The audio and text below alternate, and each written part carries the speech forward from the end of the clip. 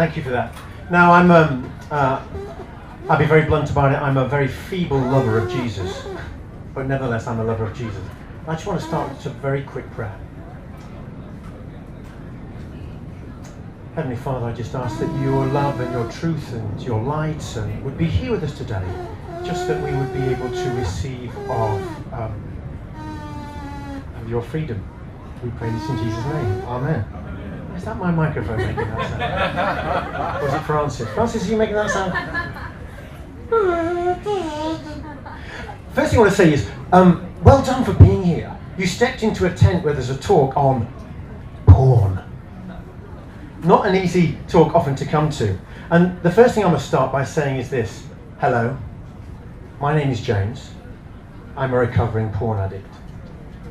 Sounds very much like a 12-step group, but I say that because I want you to know this. Do I still struggle with this stuff? Yes, of course I do, on occasions. I'm very, very much a work in progress. I'm still learning, you know? I mean, I struggle nothing like I used to, but do I still struggle? I have to be honest and say, yes, of course.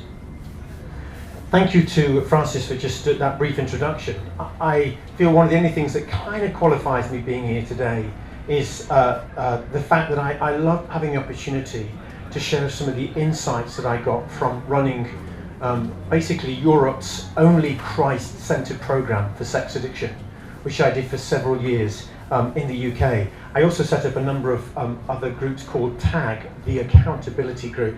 Nothing particularly special about that, but it was an opportunity where men in particular could regularly come, but sometimes for women, could regularly come and talk honestly and openly about where their lives are at with all the sexy stuff, which was nearly always founded with porn itself. If you will allow me to begin with, can I just tell you a little bit about my own story? Is that okay? I think that'll set a bit of a context. So, I was first exposed to pornography at the age of 8. Now, I'm 48, yeah, the middle-age spread is starting to happen. I breathe in as much as I can while I'm in public. Just kidding. I'm talking 40 years ago when I was first introduced to pornography. It was mostly black and white images, and the images just backed up the stories that were there in the magazines. There was no such thing as penetration or, God forbid, something like an erection or something like that.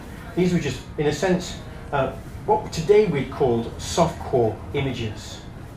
But nevertheless, they were images and they were there. How did I come across this stuff? It's because I lived in what we'd regard as in the UK as a working class area. And what happened is a lot of the lads down the street where I lived, their dads had got these sort of porn mags stashed away and hidden away, always hidden, never out in the open.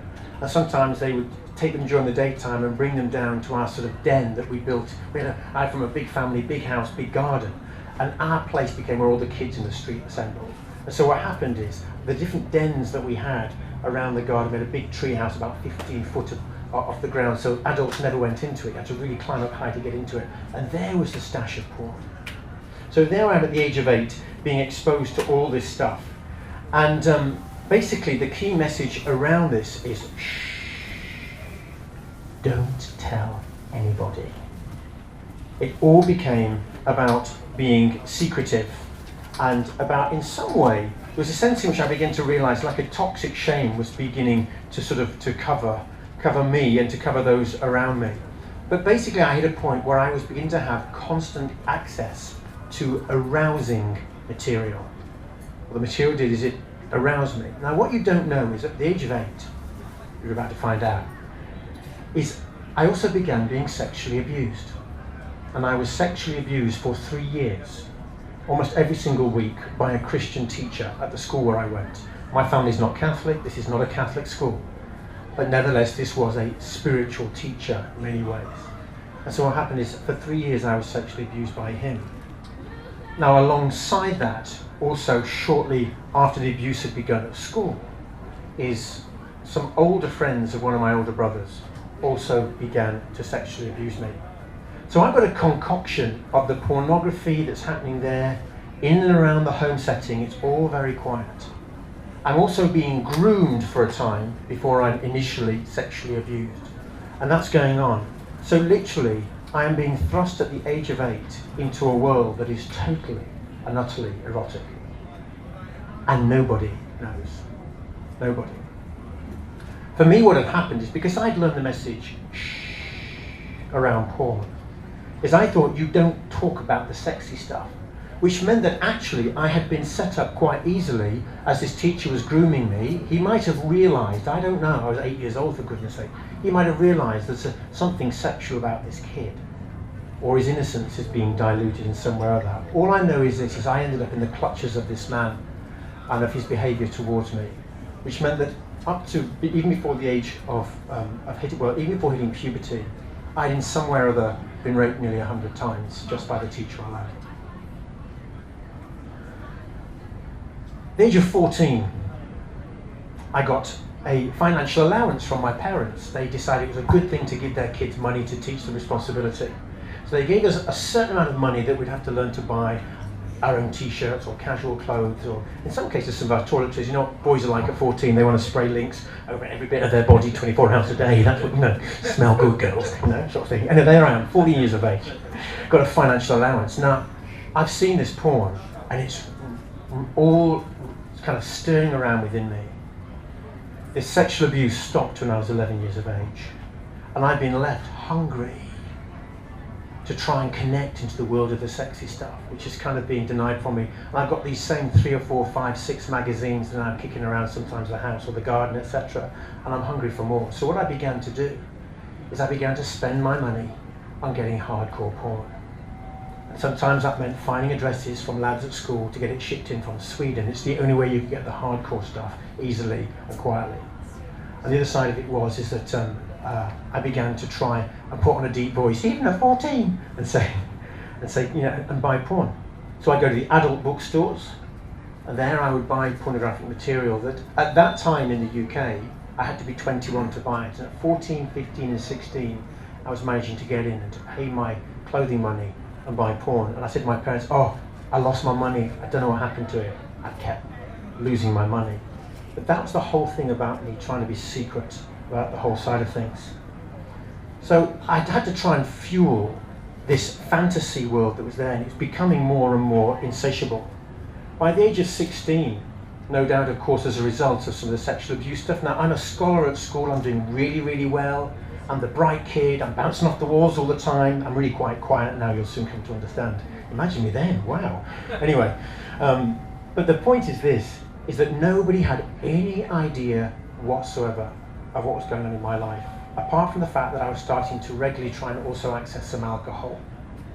I felt good with some alcohol in me, I could start to relax a little bit, then I needed a bit more alcohol. So basically, I've got a rising desire and need for alcohol, and I'm constantly trying to fuel this whole area where I've got a porn addiction. I went to a party one night when I was 16 years of age, and I had far too much to drink. And basically one night, well, on that particular night, a man who's now dead, he raped me. And I was left there in this drunken stupor, having been raped by him. Of course, because I'd seen so much sexy stuff at this stage, I didn't think to tell anybody about this. I just thought, we don't talk about this stuff. The same thing happened to me when I was 17 years of age as well. And again, it also happened to me when I was 18 years of age too. And as I look back now, I clearly said no in those circumstances. And my no was ignored. And I came to believe sometimes, even when we say no, there's just no point, just give in. So what's happening is slowly but surely, 10 years later, that exposure to pornography at the age of 8 was starting to have some serious ramifications on my life, on my decision making, on the way in which I perceived my own dignity. I actually came out at the age of 17, and my parents they were beautiful. My mates at school were really, really good about it. And at the age of 18, I went to London, and I threw myself headfirst into the gay community. And there I came, there was a lot of porn in the gay community. And so what happened is we just got on with sharing each other's stashes of porn, really, from place to place. And because I was looking at this stuff all the time, what happened is I ended up living a very, very promiscuous life at that time as well, having a couple of hundred lovers, all in all. And as I look back now, I sometimes wonder whether I was actually, on occasions, not every time, but on occasions, whether I was actually reenacting some of my childhood sexual abuse.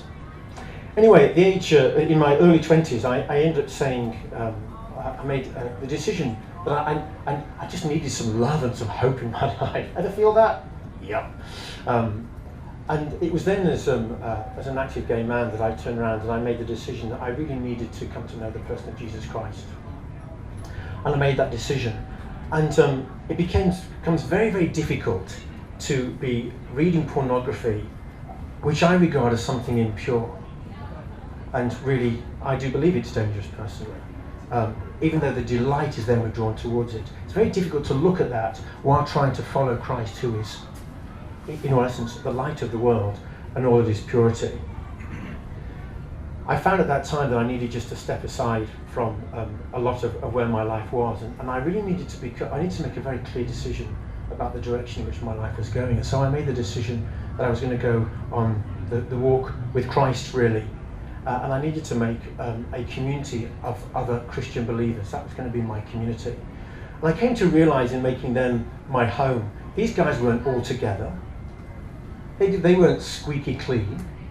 They were as broken as I was. It's just that sometimes their brokenness, for another way of putting it, just manifested itself differently to what it did for me. But what did happen is I found a place I didn't have to keep being secret about lots of things in my life at all. So I hit a point where I destroyed my extensive collection of pornography. Now, that was just magazines out of a bonfire. You couldn't kind of chuck it in the bin, too much stuff in the bin, and people would know. It was picking a big bonfire. Of course, today, we have literally, people I know have terabytes upon terabytes of downloads of movies from every single website going out there. And I know this, if I take my gaze anyway, or other in any way, shape or form from Christ, then what happens, I am deeply and rapidly tempted towards temptation. And I find it's almost like there's a beast knocking at the door of my life saying, you better let me in. Think about Alcoholics Anonymous. You know, there's this whole thing whereby you hit a point, you've got to turn around and say, I'm in despair, I can't do this anymore.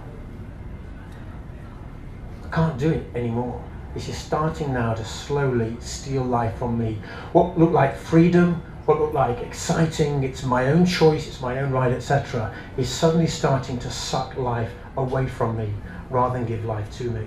I delighted in porn. I delighted in the way it made me feel. It made me feel alive. Sometimes it allowed me to reduce my anxiety and the stress levels of my life. But suddenly, this was starting to kill me. And I really knew that I hit a breaking point. I think one of the point for me was when friends of mine were going away for a week, and I'd offered to do little jobs around the house for them, one thing and another. So I had the key to their home, and I would turn up early in the morning, just before 9 o'clock, and I thought, oh, I'll just check my emails. Ever been there? Don't put your hand up, I know you have. I'll just check my emails. And then before you know it, it's 5 o'clock in the afternoon, and I spent the whole day going from site to site to site. And yes, masturbating and just looking for that sort of sense of just more and more and more. I did that for 5 days in a row and realized I'd wasted 40 hours that week. And my friends came back and said, look, we know you've been in the house, what have you done? I'm like, all sorts of stuff came up really, and so I didn't get the chance to do the stuff you wanted me to do, but I realized I'd hit a place of crisis. Sometimes we have to hit that place of crisis around this topic. And I began to realize that I needed to walk a journey of profound honesty. Now that's really hard in a culture that everywhere you go is throwing some form of image or other at you, all the time trying to lure you into comparing your body with somebody else's. And ladies, I often do this, and I want to say it again today, until you guys really hear this loudly and clearly. I am really sorry about what pornography has done to you and your image of yourselves as women. It has told you that somewhere down the line your body has to be a certain shape, a certain size, that you're to act in a certain way. And I mean that, I'm really sorry. And I hope there are many other men that will turn around and say, I'm sorry. You are free to be yourself just as you are, in the midst of the dignity and the beauty that God has given you. But the same is now becoming true for us as men. There's this pressure on us. Because of pornography, there's a sense in which, how will I love? How will I perform? The sexual act and everything about sexuality is not about a performance. It's actually about the constant revealing of our own dignity and the dignity of one another. So what's really happening in porn, as if we don't already know? Basically, we've been given an illusion of intimacy. An illusion of what it is to be without fear. Intimacy means untimid. To be untimid means without fear. We're given an illusion of that. Actually, we're drawn more deeply into a place often of greater fear. And what's happening is that animal drive within us to try and find physical gratification is just stirred up and stirred up and stirred up more and more and more, to the point that we crave ever newer or more erotic stimuli. And that leads us into a place of addiction. So the freedom for mature adults to make choices, which is what was proclaimed when people were looking at legislation on pornography, that freedom, that mature adults to make choices, suddenly means it's becoming a rapid lack of freedom. And the maturity of adults is actually drawing them back to a place of childlike dependency on a drug that cannot satiate. We've all got these life-sustaining drives within us. You know, when you're hungry, what do you want to do? You want to eat. When you're thirsty, you want to drink. Francis, if there's a drink of water somewhere, I'd love one. Only if you can find a drop of water, I'd love it, mate. Cheers. To wash, to respect each other. We've all got these different drives. And of course, we've got a sex drive. Without that sex drive, then what happens is the human race fails to be continued, unless we suppress it in all sorts of different ways. But ultimately, you need an egg, you need sperm, and I've learned from my wife who deals with fertility, you also need cervical mucus, but that's a talk for another time. Let's not go there. Sorry about that, but that's very true. But my point is this: is if we derail some of those instinct-driven behaviours, and the sexual drive is derailed through pornography, then we end up being led, if we're not careful, towards pathological behaviours. And those pathological behaviours themselves then become addictions. And basically, addiction is a loss of freedom. We see that in people who gamble or who do drugs, or are stuck with all the sexy stuff, etc. Within eating disorders, it becomes an addiction there. So we end up stepping into a vicious circle, sort of, in a sense, falsely searching for gratification and throwing ourselves into greater need and dependency. And it begins not only to destroy us, but it begins to destroy others. Psychologists and psychiatrists, a German psychiatrist called Dr. Victor Klein, who's had well over 300 clients dealing with sexual abuse and different sexuality stuff. Thanks, Francis. He said that porn conception basically has a casual relationship, not only to obsession, but can also lead towards crime as well. Please open it for me, thank you. And he says there's 4 stages to it. Thanks, cheers. He said basically we start with addiction. We get hooked, and it's like a powerful stimulant that needs a release. So therefore we're drawn towards orgasm or towards masturbation. This can create dependency despite some of its negative consequences. And some of those consequences I've seen in the work I've done with sex addicts are divorce, job loss, and yes, in some cases, problems with the law, which means criminal behaviour. From the addiction side, it can move towards escalation. People need something that's a bit rougher. They need something that's more explicit, and therefore what's regarded as more deviant sexual material is required for people to become high or to get turned on. The stimulant has to be increased just to give what was previously the same initial effect. It's not giving a higher effect, it's giving the same effect, but the stimulant is having to rise. So they've got addiction, escalation, desensitization. What previously was shocking, or was previously seen as illegal material, is now accepted as needed to create arousal. And our sense becomes, from the images that we see, is, well, these people are all doing it, so everybody's doing it. And if we're feeding our minds with that on a semi or even a regular basis, we begin to think everybody's doing this, which gives us silent permission, in a sense, to turn around and change what has previously been our personal standards. Addiction moves to escalation, moves to desensitization, and then before you know it, if you haven't already begun doing this, we end up acting out sexually because we have a tendency to create what we've just viewed. Then we end up locked into a place that we find is very, very difficult to step away from, to change it or to reverse it. So clinical addiction can really quickly set in with porn. But that temporary feel-good factor does lead to us actually damaging ourselves. So addicts do often what they don't want to do, and they don't do what they do want to do, which is be able to say, I want to leave this now for a couple of weeks and walk away, or even leave it away for good. And often, very often, we're very, very blind to the damage, not just done to ourselves, but this does on our relationship with others. So why are we drawn towards this stuff? What's the lure of all of this?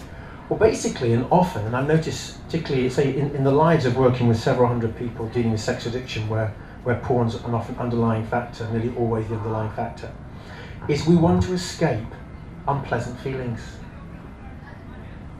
We don't like feeling lonely. We don't like feeling anxiety. We don't like being affected by inferiority or by stress, etc. So what happens is we look for a temporary relief. What we don't realise is that the original and real problem still remains afterwards. So we go looking for pleasure initially, and we may find that pleasure. But eventually, if it's not giving us pleasure, we look to porn sometimes just to dull the pain, because that starts to begin to rise. And of course, as it rises, the dose has got to be increased, behaviour takes over, and it starts to destroy our life supports around us as well. And often what happens is this, and this is where most people are today. And I mean most people, not just most people who are struggling with porn, but most people are there, because most people today are struggling with porn. And we know this isn't just a male problem anymore. One of the key areas that the porn barons are now targeting is women, very, very deliberately targeting women as well. And what happens is we see that people don't have the strength anymore to actually withdraw from their addiction. So they feel in a place of total and utter hopelessness in the midst of all of this when trying to escape. And the issue is this, is that porn is basically, it's like a substance-independent addiction. Like gambling, like workaholism, like anorexia, etc. It produces a biochemical process within our brain. I'm not going to go into detail about this too much today. There's a great book called Wired for Intimacy by an American fellow called Dr. William Struthers, who's a neurobiologist. And he talks about exactly what happens within the brain as we keep moving more and more and more towards porn. But basically, our brain has got its own self-reward system that begins to break down and even begins to atrophy due to excessive use. So the dose has to be increased. And what happens is we have frontal lobes in our brains that are responsible for discernment. And they tell us that these start to shrink. That's what's going on within our brains. So we end up a little bit like rats in the research laboratory that go and press the bar to get their next dopamine fix, you know, and but what we don't realize is unknowingly changing the plasticity of our brain maps. That's what's happening. If it's happening to everybody, then we all say, well, that must be normal. But actually, slowly but surely, it is affecting us as humanity. Now, that biochemical mechanism is something that it was created to kick in during sex. And it's there to release what's called a binding hormone, which is called oxytocin. And the reason why oxytocin, the purpose behind oxytocin, is it is meant to deliberately try and bond the primary life relationship of a couple together, to commit a man to his wife so that they will end up actually being committed to their child and stay committed to their family, and therefore will be able to provide a safe place of provision and protection for the next generation, so that humanity can continue in that way. So basically, masturbating porn consumers find themselves bonding with that which is anonymous, not with a person themselves. Or we find ourselves bonding with just online partners. And what happens is interests in real love and real deep connection, particularly for married men and women or those in committed relationships, their interest in their partner begins to wane. And that also happens for children. And literally, I say, my work has been dealing with the clearing up of people who've been stuck in the midst of a lot of this stuff. What are some of the signs of addiction if you're not sure there already? The inability to quit voluntarily. Getting rid of this stuff, no more. 2, 3, 4, 5 weeks later, you're back on it. In some cases, even hours later. A declining effect of usual sexual activity. In other words, normal stuff doesn't do it anymore. You're constantly looking for stronger stimuli all the time just to try and get aroused. A constant preoccupation with sexual thoughts, images and desires. Isn't that the whole male race? Anyway, to some extent that is true. But it really is, this isn't just like, oh, she's really pretty. It's this whole thing of where suddenly we are beginning to literally undress anybody and everybody around us. And we're seeing them from an objective, not from a subjective point of view. We have withdrawal systems when we try and quit. We become angry, arrogant, irritable, all those things. We're not nice to be around. We know we're not nice to be around. That's what begins to happen. We find that we're actually wasting more time. I talked about my whole week of trying to find my porn fix and trying to come alive, and I felt so empty at the end of it. But I've seen where this begins to affect people's jobs professionally, their family obligations are neglected, even their leisure time begins to be affected as well. And of course for students, your study starts to be affected. You know, it's costing you to be here, it's costing you to do things, but you're thinking, I find it really hard just to sometimes engage in my study. Anyway, the behaviour then continues, even if the addict can't see destruction.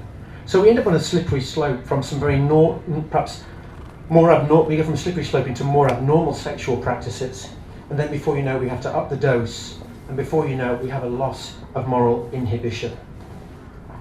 So if we're not careful, the substance of the actual addiction itself is the fact that we breach a taboo. You still with me? Still breathing? You're doing as you're doing great. Is it dangerous and is it degrading? That was one of the questions I was asked to ask. Well, let me put some of these effects to you. I think you know this, and I'm going to talk about the way out very quickly before I shut up. Some of the consequences I've seen, these in all sorts of people. Porn basically violates their dignity as a human person. It causes harm at physical levels because of what people end up doing with their bodies. On a spiritual level, people become empty deep inside themselves.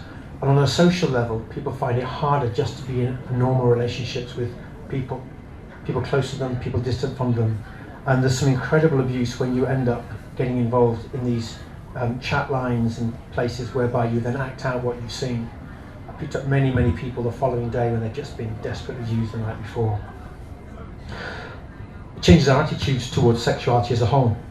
Men stop respecting women. And in some cases, women start drawing men in from an emotional level and they spit them out as well. It works both ways. What happens is we lose respect for each other. But men certainly end up being more forceful towards women, and women's dignity is lessened. Deviancy transitions towards becoming normal, to the point whereby men begin to take on the rape myth. Well, she really did want it. She was asking for it. That's what she was asking for. No, she wasn't. She just looked really beautiful and feminine in what she was wearing, and she was off somewhere. She was not asking to rape her. But that begins to happen. And the desire for permanent relationships, to be settled, to have children, that begins to wane as well. So yes, it clearly affects marriage and the family. What does it do to children? Because these are often the silent victims, if you like, in the whole porn debate. Well, we start looking at what sexuality is about now, for me, for my life. It's about a satisfaction of my desires. And so sometimes, as parents can lose sight of the fact that their children have needs too, and they need to be able to be present deeply to their children. It helps children in some way or other to have a degrading understanding of what women are about, or what men are about. You know, I was a bit freaked recently when my 7-year-old said, my 7-year-old daughter said to me, oh, I think I look really big in this skirt. I said, darling, you don't look big at all. And I say to myself, where did she get that image as a 7-year-old? She looks big. She's this beautiful, svelte little thing. She really is. But early porn exposure to children today, and it's happening in a subliminal way today, in a way in which those black and white images I saw as a child, some of that stuff is just all around us now. And yet that threw me into a deeply addictive lifestyle and had a serious effect on my own soul and my own personhood. But what happens is we have a greater possibility of addiction. Kids end up engaging in sexual practices much earlier, underexposed to all sorts of sexually transmitted diseases. And we're learning today that sexually transmitted diseases don't stay static. They too begin to sort of grow and to change. The UK is beginning to hit a little bit of a crisis with something called super gonorrhea. And the doctors are saying that they don't have the antibiotics anymore to be able to heal this stuff. And it's ruining people's fertility and the rest of it. What I'm trying to say is, everything seems so static, but it's not. It's changing all the time. And we have to be very, very aware of that. There was a very large study done on porn about porn addiction with young people in 2007, so that's even nearly 10 years ago, in the Baltics.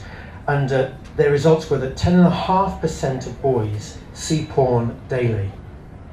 29% see porn more than once a week. The number at that time was only 1.7% in girls. This is 2007. I was running programs 3 years ago where we didn't have enough female leaders to help deal with the women coming forward who are struggling with pornography. So much has the climate changed.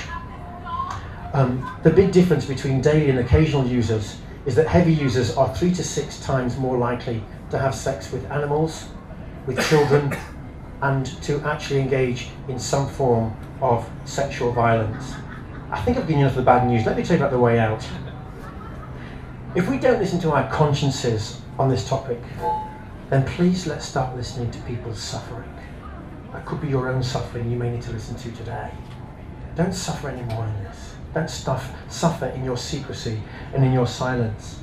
I want to say this, behind your addiction, behind every addiction, is a longing for something essential to life.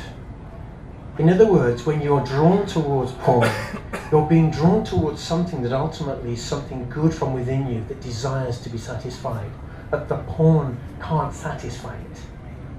That's why we don't try and get rid of all the desires that they're like, I hate it, I don't want to be sexual anymore. Being sexual is wonderful, it's an important thing to be in touch with your sexualness, your sexuality, etc. But the important thing is not to push that away, but to begin to be able to step aside from it where possible with others who understand the journey and to begin to reflect on what it's really about. Because porn is basically the searching of a legitimate need in an illegitimate way. But there's no condemnation. No condemnation on you or anybody else for looking at porn. We're basically trying to discover and fulfill a true longing. But the porn addict has got to be able to turn around and accept this and renounce that immediate personal gratification. We have to engage our personal will and take up a battle for our own freedom. We have to do whatever it takes to win. Finally, 9 little points about ways forward. We have to make some radical steps, which means having a protection plan. We may need to have a confessor and some accountability guys. We've got to choose to step out of secrecy into the light, step out of darkness into light. I found scripture was wonderful for this for me. I found, having been raised anti-Catholic and become a Catholic, I found iconography, images of saints, beautiful holy images, helped me. I was made to be drawn towards those images. I realized I was made to be drawn towards the image of this man naked on the cross. That there, I found the doorway into some freedom for my life. I also realized that by sitting in front of something called the Blessed Sacrament, if you're Catholic, you'll understand that. If you're not, ask a Catholic, what is the Blessed Sacrament? But sitting there in the presence of Jesus Christ, that began to change the way I saw myself, and it began to cleanse my imagination as well. I had to learn emotional warfare. In other words, I had to see the signals before they happened. Let's put it this way. I found guys who on a Monday they'd meet and say, oh, watched 3 hardcore DVDs over the weekend, went to a prostitute Saturday night, masturbated myself stupid, blah, blah, blah. I'm like, okay, what was going on for you on Wednesday? Oh, I had a crap day at work on Wednesday. You know? What happened to you on Thursday? Oh, it got even worse on Thursday. It was a real shit day on Thursday. Forget the language, this is what they say. I said, what happened on Friday? It got even worse. I said, when did you go and get the DVDs? Friday night. I said, okay. You had a bad day Wednesday, it got even worse Thursday. You felt like, just got to find something that makes me feel alive by Friday. So he goes off and he spends 50, 80 bucks on 3 DVDs. And then he wants to act out what he's seen, so he goes and has a prostitute. Then by Monday he walks in and he's like this. Oh, I feel empty. If he dealt with his feelings on the Wednesday, he wouldn't necessarily have to take his rubbish into Thursday and take his further rubbish into Friday that sent him on a massive downward spiral. So we learned as brothers, and in some cases sisters, to walk alongside each other and to engage every day in accountability to find out what was happening in our lives. We learned to be able to be seriously honest about what's going on in our hearts. We found places where we could say, I've had a really, really shit day. Talk to me about it. Let's talk about this. Let's deal with this. Rather than ending up spiraling into a place where you spend hundreds of bucks in a place where you feel quite degraded. We had to connect with a source of unconditional love. Unconditional. Where there's lots of mercy and lots of opportunities to keep falling flat on your face. The program I ran was called Falling Forward. I'd say, welcome, you're going to fall a lot of times, and you're really welcome here. But you can either fall backwards and say, I give in, or you can fall forwards and say, I am not giving in. I'm going to keep walking forwards in this stuff. And I want to encourage all of you who struggle with this to do that, or if you've got a friend who's stuck in the porn, keep walking forward whenever they're falling forward with them. The other thing is don't give up once you fall. Don't give up. Just keep rising back up and saying, I will not let this become the idol that runs my life. And the other side of it, I'd say, is we've got to really choose our support very carefully. And we've got to choose our mates very carefully. And I'd say this to you as guys, if you think that the person to talk to is your girlfriend or to talk to a woman, many women find this topic very, very difficult. I suggest to you that first and foremost you talk to your mates about this before you talk to women. And the same is true for you as ladies. Clearly, if you've got a problem, there are a lot of women out there who are struggling in this area. And I know there's many compassionate, loving, understanding, non-condemnatory women out there who want to help you walk this journey. And the challenge, of course, is to the church. Church has got to be able to create places of accountability. It's just got to. And we've got to work against porn. You can't just say, I'm not going to look at it and leave it like that. You're either working for it or you're working against it. God bless David Cameron. One good decision he made was to make sure that there's a filter on all pornography in the UK. You have to opt in to look at pornography in the UK. Here, I could show you anything and anything on my phone right now. You can't do that in the UK. And somewhere or other, if we're not careful, we begin to cripple ourselves as a society as a whole. So, we fought against tobacco. The challenge for us today is, will we just keep delighting in porn and head on a very dangerous journey? Or will we face the dangers of porn and come to a place where afresh we can delight in ourselves? And I think at that, I'm going to shut up for once. Thank you.